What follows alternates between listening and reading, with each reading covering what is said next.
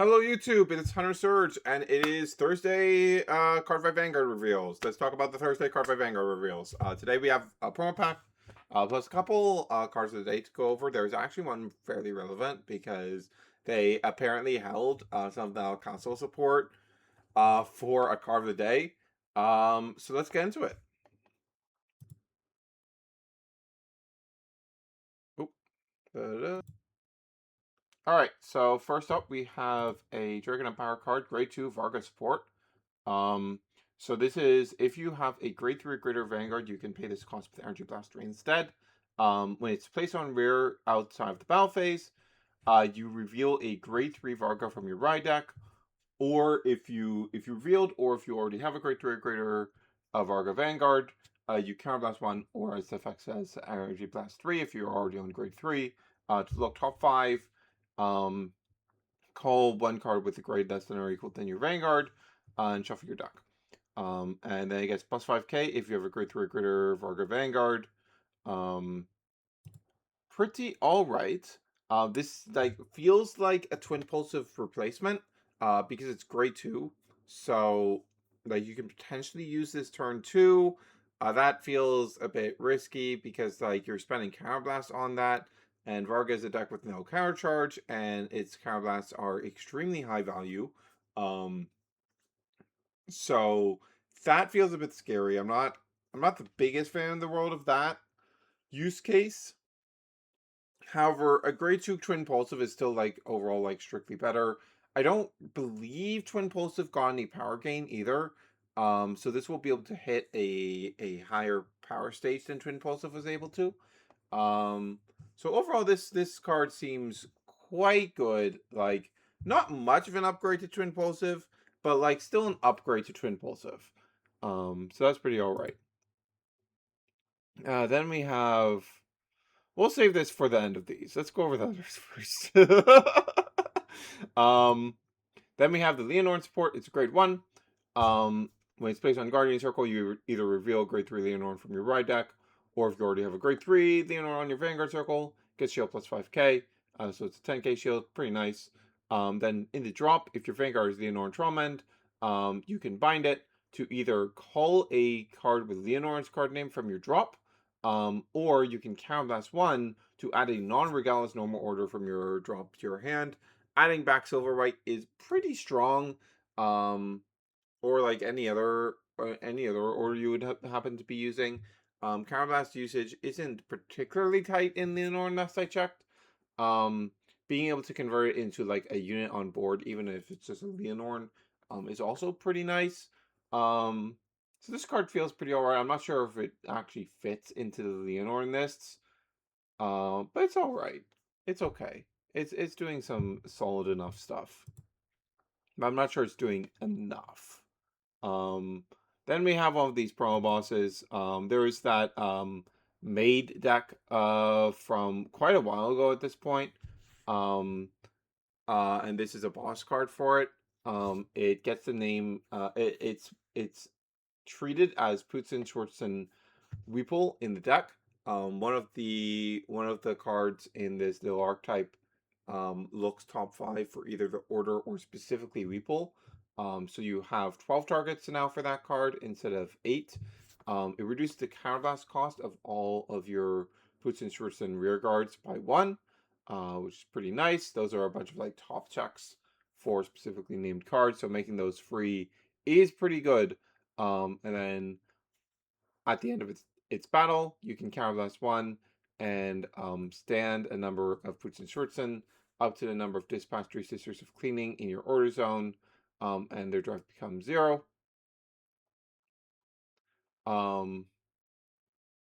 Theoretically, you can get 6 attacks off of this, which is pretty alright. I don't think the power numbers are really there, most likely, but actually no, the power numbers are solidly there. I completely forgot that what Dispatch does is it just gives all of your front rows. Actually no, it's only power plus 2k. I thought this was power plus 5k to your front rows. No, it's only power plus 2k. So even if you have 3 of them, it's only going to be 1 stage to your front rows. So yeah, the power numbers just probably aren't there. But you can theoretically get 6 attacks with this, which is pretty cool. That's pretty neat. All right, moving on from that. Next we have Dracona support. So this is it gets power plus 10k if you have a card with the same name as this in your bind zone. And at the end of its battle that attacked a Vanguard and you don't have another rear with the same name as it, you can retire it to reveal a Grade 3 Draconis from your Ride deck to draw a card. Or if you already have a Grade 3 Greater Draconis Vanguard, you can retire it or put it into Soul to draw one. That side check, Draconis does really appreciate having some soul gain. So that alternative mode is really nice. But the really appealing part of this card is that this is a Draconis card that actually does something in the early game. And what it does in the early game is like really solid. It's like really low commitment early game card. So this seems really, really solid. Having some early game is good. It's just like it just converts itself into it's just a Jeffrey. Like it's just a Jeffrey that in once you hit grade 3 you can probably fairly easily get this up to 20k. It's pretty solid stuff. It's pretty alright. I think this card is pretty good. Then we have Levidras support. So this is a grade 2. If you have a grade 3 or greater Levidras Vanguard, you can instead pay the cost with Soul Blasting 1 original Levidras. When it enters rear, you reveal grade 3 Levidras from your Ride deck. Or if you already have a grade 3 Levidras on your Vanguard circle, you lift the top 5 cards of your deck, discard up to 1, and shuffle the deck. In addition, you can counterblast 1, choose and call up to 1 card with different card name from this unit from your drop onto the rearguard circle. So that's really, really solid. That's really good. One of Levidras' key weaknesses forever has been that the deck just has no early game at all. So this being a card that like does stuff in the early game is a really big deal. If I recall correctly, the last wave of Levidras support, the last couple of waves of Levidras support have been showing up this weakness. But this card is also just really good because it's just like you filter one and then you get a revive. Now you don't get plus 10k on that revive, like Huli, I think her name is. Yeah, Huli is the card's name. But I don't think that's that big of an issue, especially because you can chain this into Huli to turn this into 2 revives while getting a deck thin. So like this card seems very, very good. The second effect is I can intercept from the back row if you have an Infinity Arts marker in the same column as it, and it gets power plus 5k. So it's getting some bonus power of its own as well. This card seems really, really solid. This card seems really, really nice. Really nice early game card. Chains into Huli to help you build boards extremely easily. Like, you just need a copy of this card. And like this plus charm net is just 4 rears. That's just really nice. That's really good board building. And you don't even need to necessarily spend counterblast on this. You can soul blast the Levidras. And you can go like shove it in Levidras for Imperial effect. Use Divine Skill in main phase, and then after that you Soul Blast out the Levidras. So that lines up really nicely. Yeah, there's a lot to really like about this card. I think this card is quite good, quite the nice upgrade. Yeah. Let's talk about the reprints real quick. We have Rising Phoenix. That makes sense. We're getting Brawlers. Rising Phoenix will probably end up slotting into Brawlers in some regard, and Rising Phoenix, this is a really good card. We have Bunny. So Bunny will now be available in foil. That's pretty cool. And then we have a manga art reprint of Rotting Usurp. Really big fan of that. Really appreciate that. The manga art looks awesome. I love this rendition of Rotting Usurp from the manga. Very big fan of it. So very happy to see this. Okay. Let's talk about it. Let's talk about the Direful Doll. This card sucks ass. Let's just get that out of the way right away. This card is awful. This is actually the first Direful Doll support that adds like nothing to the deck. So it's a grade 3, already minus points for being a grade 3. Like that's just not. I don't want grade 3s. No, thank you. That's not good. That's not a good thing. You have to like. Vibrata gets away with it because Vibrata is fucking cracked. You have to be cracked to justify that shit. So it has a drop zone effect of if you have a grade 3 or greater Direful Doll Vanguard and you don't have a rare with the same name as this card, you put a rare into Soul and call it onto rare. This effect is probably the best part of the card because like it helps you with board building a bit, but you still need to sack a rare for it. The most useful time for this card is that it lets you turn your fuck ass Griselda, worthless card, worst card ever printed, into like a real card. So that's pretty nice. But that only matters on one turn of the entire game. Like that's not that good. If you're going second, you might still prefer to have 2 Providenza if you already have access to them. Anyways, this doesn't slot nicely into the attack pattern. Like, this card's not great. This card's still not good. Especially if you're in a spot that like you called a Tarquinia to your front row on turn 2. You don't really want to sack that off. There's really no reason to. This doesn't really like slot nicely into that. I guess it can replace the Tarquinia. It's like slightly better, but like not really. It's just it doesn't feel good at all. It doesn't feel good at all in outside of the exact scenario where we're either like late game scenarios where like you do kind of want a bit of help building your board, and you can't do double Providenza anymore. So it's nice enough in that scenario. Like it doesn't even hit like actually bigger numbers than Dark Cornea does. Because boosters. Yeah. So its second effect is when it attacks, you have a grade 3 or greater Vanguard with Direful's card name. During this battle, it gets power plus 5k. Then at the end of the battle, you bind it, you draw a card. And then if it was placed on rear by a card ability, it gets power plus 10k instead.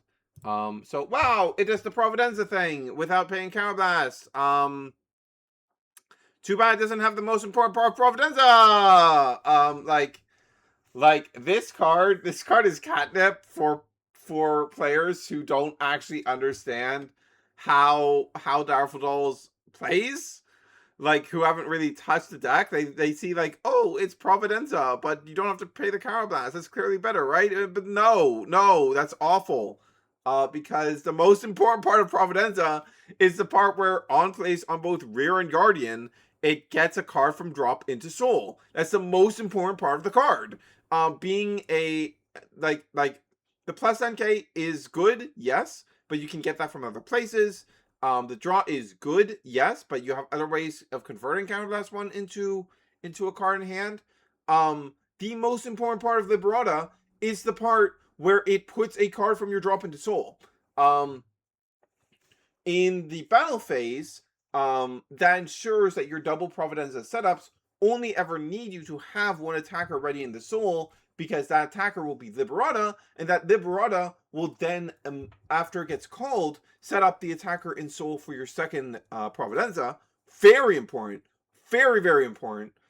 There's a ton of scenarios where being able to call a Providenza in main phase and use its effect to get something from drop into Soul before you go for your Android effect is integral to getting the setup you need.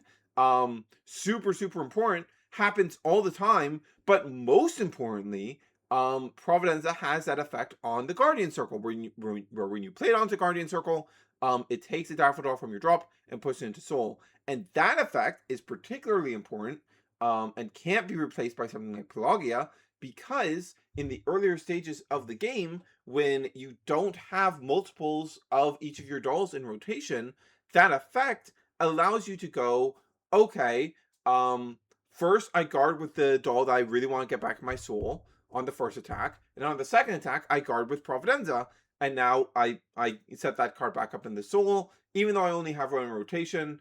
Pelagia wouldn't have been able to put it in because the card would have been on field or in bind at the time that Pelagia activated during my last battle phase, but Liberata can activate there, and not being able to perform that function makes this card really, really bad.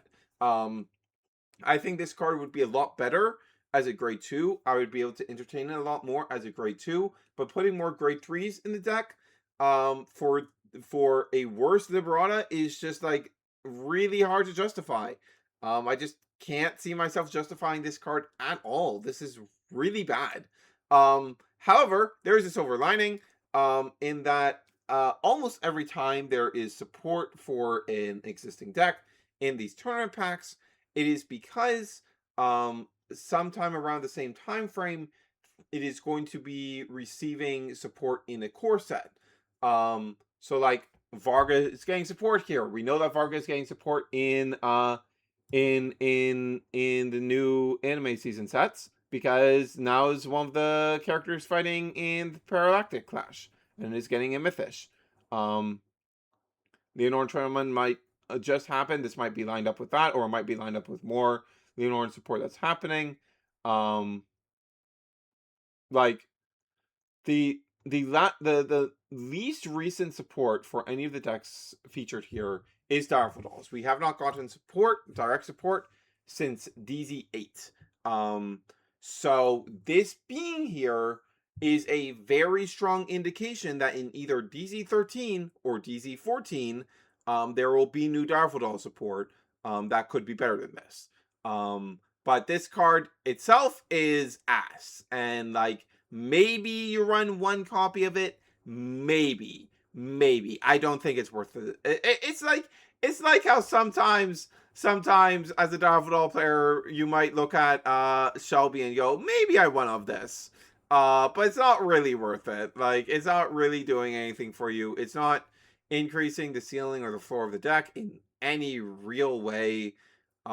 Its use case is extremely narrow. Like, it's hard to, like, similarly to Griselda, it's hard to find a spot where you actually want this on your field. Like, you don't have much difficulty paying for the counterblast cost of Liberata. If we did, we would be playing more copies of oh, what's her name? The countercharger. I can't remember her name off the top of my head for some reason. But we don't run that many of that card because we don't really feel the particular need to resolve Liberata more than we currently are.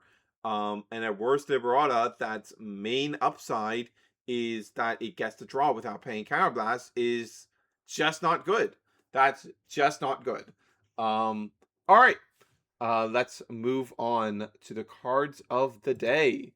So this is an important one.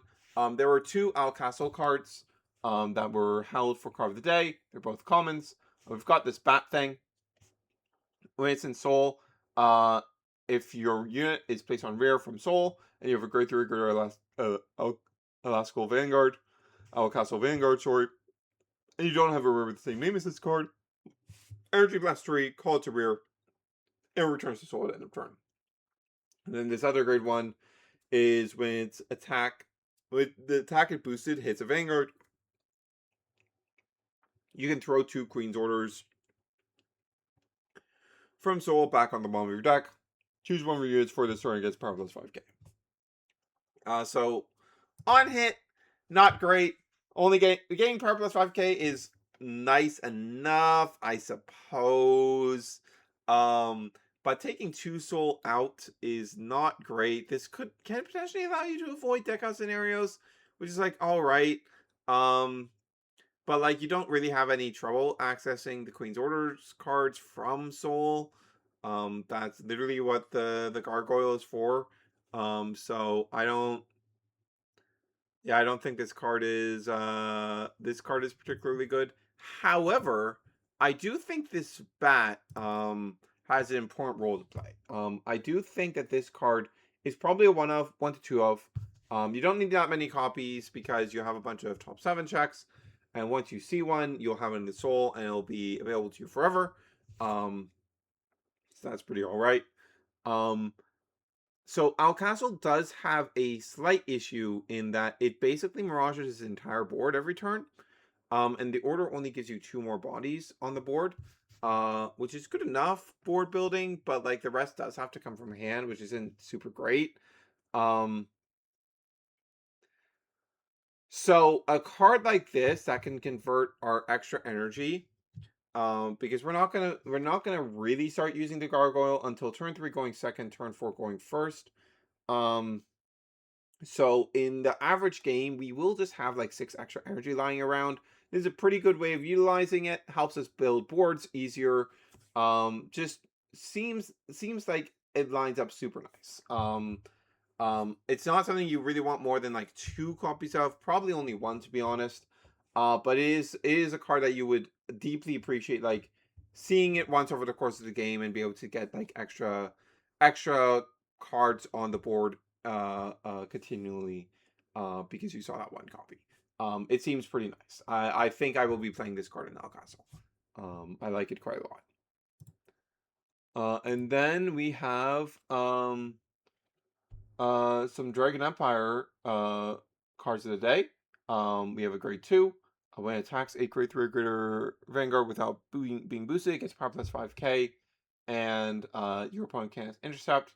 Not being able to be boosted is really bad. Its power is nowhere near good enough, and these effects that only block intercept for their attack tend to be really bad. Unless you're like you need to be like Zanya, where every single attack you're doing every single rear guard attack you're doing has this effect. Because otherwise, like if you're only blocking intercepts for 1 attack, they'll just go, okay, I'll just intercept on the next attack. I'll just intercept on one of your other like 4 attacks. So not particularly good. Then we have a grade 1. When its attack when the attack is boosted hits a grade 3 or greater, you can counterblast 1, retire this, choose a non-regalis piece order from your drop and add back to your hand. Not terrible, but I have a hard time seeing any deck really wanting to run this. But it's not the worst thing in the world. Certainly a better card than the other Dragon Empire card of the day. And then lastly, for next Thursday's stream, we are finally getting the Avant-Garde Mask. But alongside that, we are getting a Dragon Tree Wretch that is nationless. They are finally giving us some nationless mask support. So that's pretty cool. This could be significant for like a ton of mask decks.